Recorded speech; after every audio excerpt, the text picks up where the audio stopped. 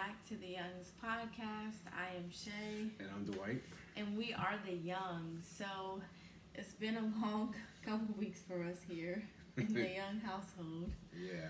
Um, just a quick life update. There's been so many things going on. I don't think we've had one full night's like actual rest.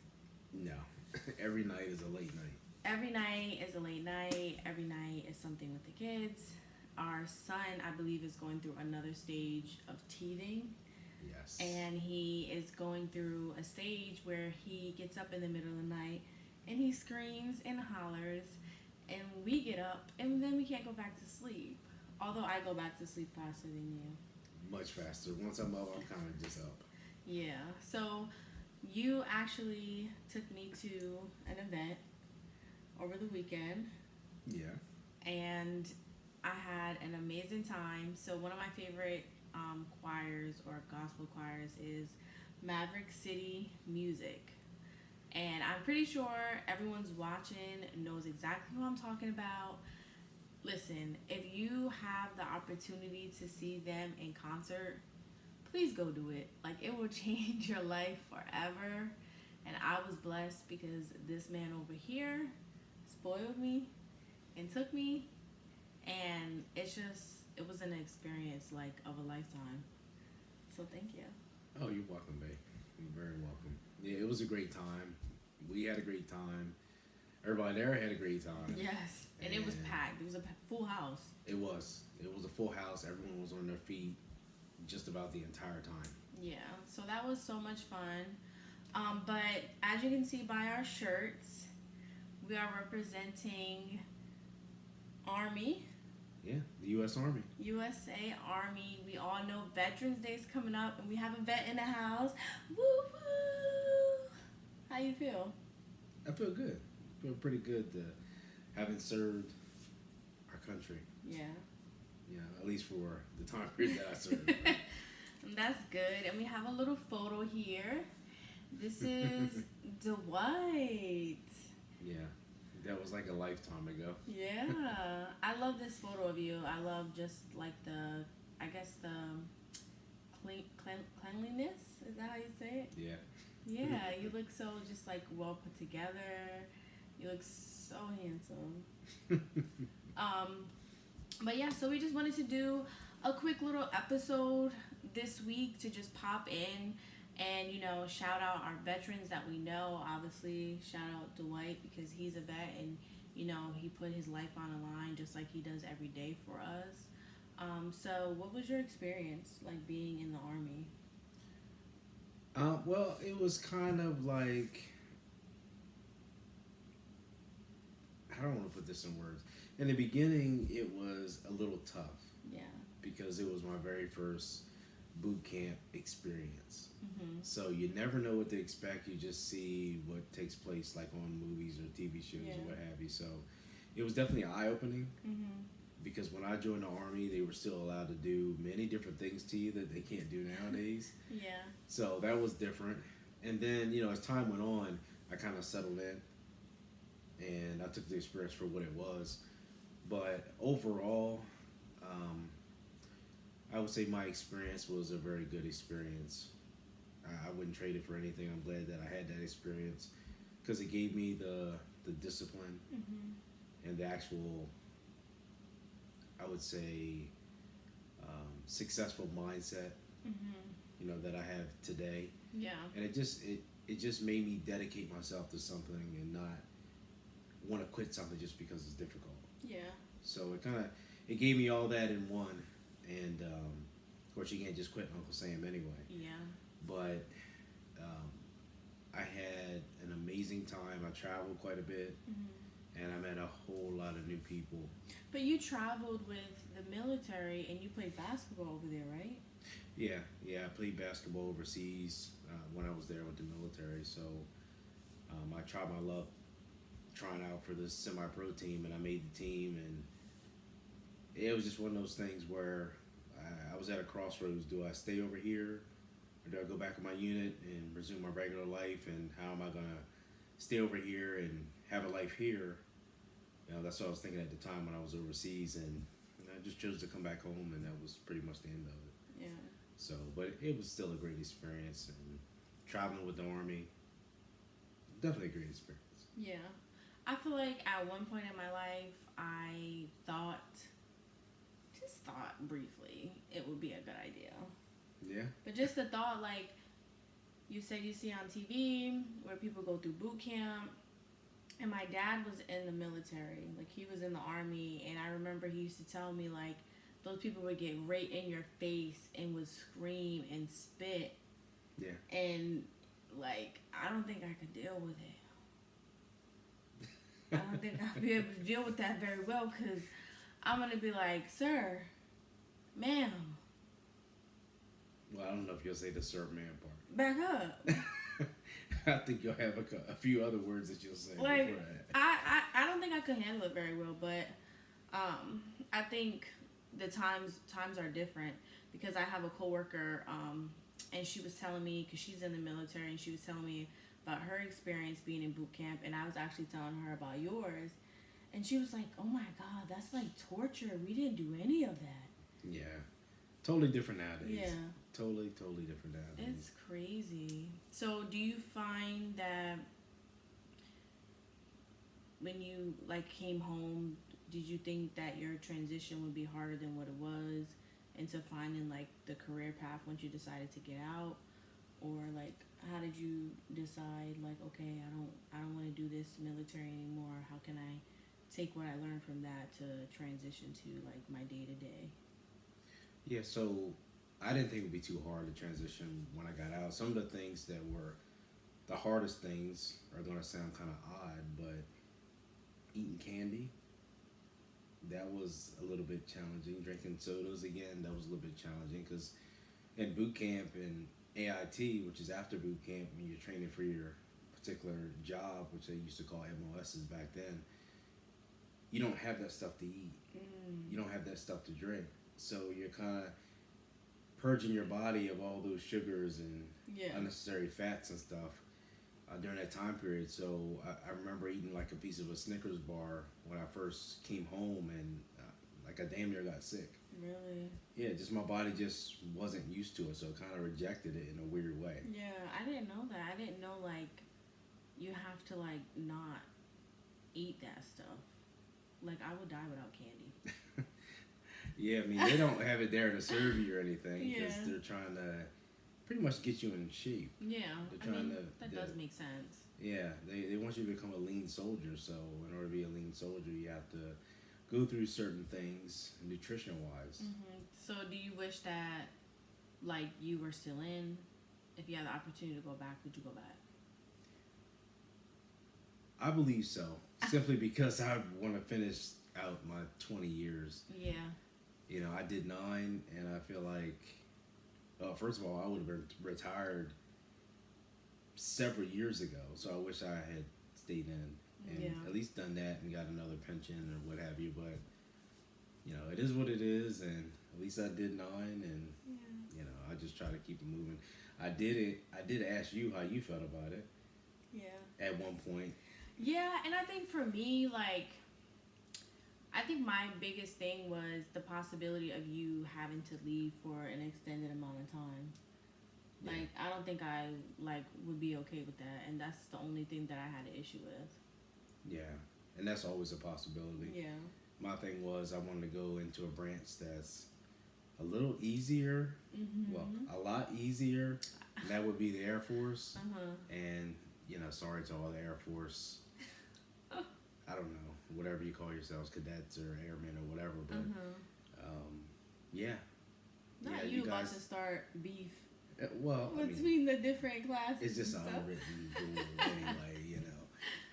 That Army's Army, Marines Marines, and Air Force is Air Force, and then the Navy's like wherever they are. But you know, everyone knows who's served in the military. The Air Force has it easier, has it cozier, or what have you. So that's just what it is. But if I could do it all over again and re-enlist, you would.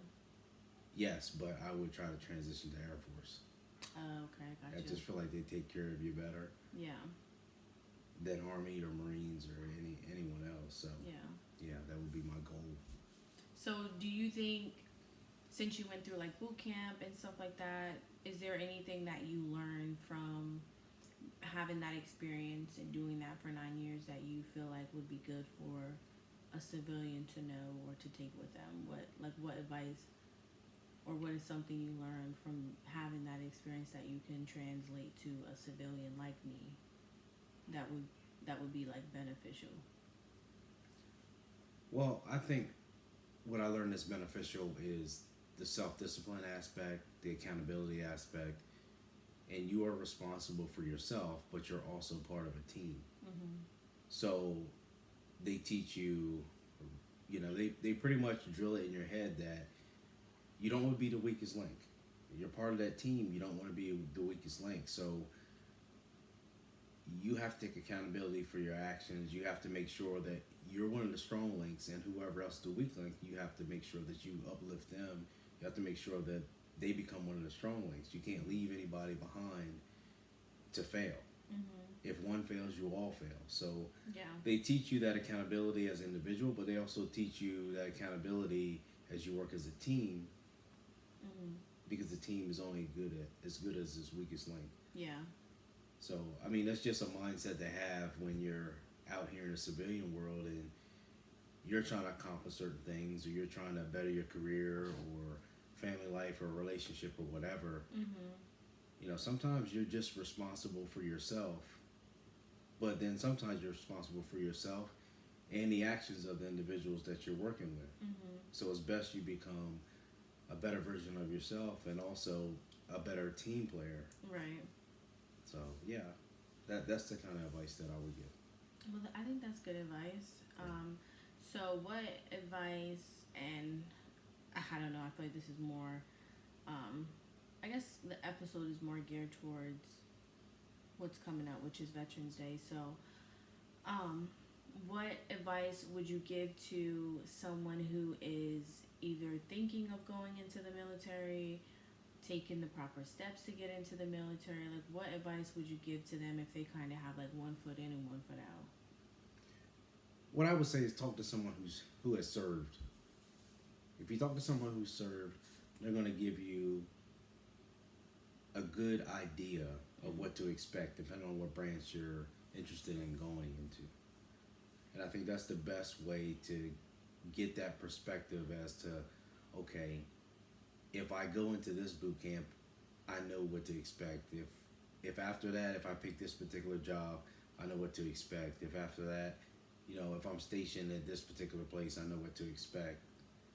That's the best advice that I could give someone. Talk to someone who has served before. Yeah. That way you're not guessing as to what's expected of you.